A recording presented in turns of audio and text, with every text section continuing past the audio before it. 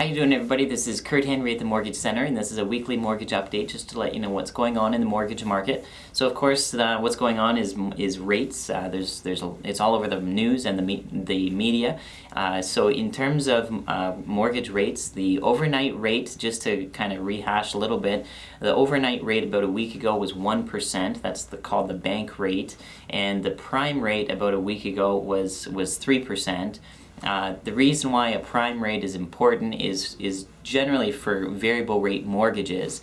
It's prime minus something, which gives you your rate. So if it's prime minus 0.5, then your interest rate, a week ago was 2.5%. So when the overnight rate is 1%, the prime rate is 3%. You could say that banks borrow money at 1% and they lend it out at 3%, and therefore their spread was 2%. So when the overnight rate comes down, which it did to 0.75%, then technically the prime rate should come down from 3% to 2.75%. And that didn't happen. The prime rate came down from 3% to 2.85% instead of 2.75%. And so basically what's happening is the spread that banks were getting, it was 2%, the difference between 1 and 3, and now it's 2.1%, the difference between 0.75 and 2.85. So the banks didn't pass on, you could say, all of the savings. And there's some thoughts to that. Bank profitability is normally a good thing for the Canadian economy. It's good for shareholders of bank shares. A lot of pension plans would hold bank shares, so it might be good for pensions, that kind of thing.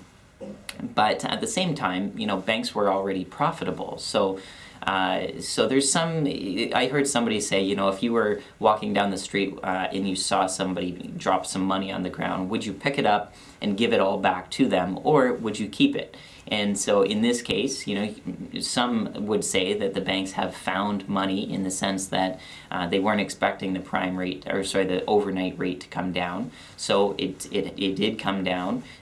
Did they take all of that, unexpected money and give it to consumers? No, they didn't pass all of it along. They kept some of it. Now, having said that, there is some more complications in the whole prime rate and overnight lending rate thing. There's hedging issues there as well. So it might not be completely fair to say that they're not, passing on everything, but certainly they're not passing on everything that came along. Now, there's also some wealth transfer happening as well. Normally, when the prime rate goes down, that's going to decrease some investing rates. So investors that have their money invested are going to lose some money off of their investments. But then other people that are borrowing money are going to gain some money, on borrowing. So it's wealth transfer from some investors to some borrowers. So at the end of the day, the prime rate did come down, but it didn't come down as much as it should have, and so the prime rate today is 2.85%. If your discount on your variable rate mortgage is 0.5%, then your interest rate would be 2.35% now, instead of 2.5. So that's at least some silver lining. The overnight lending rate is expected to go down again over the next few months. Whether that's passed on to the prime rate or not, again, is kind of at the mercy of the banks.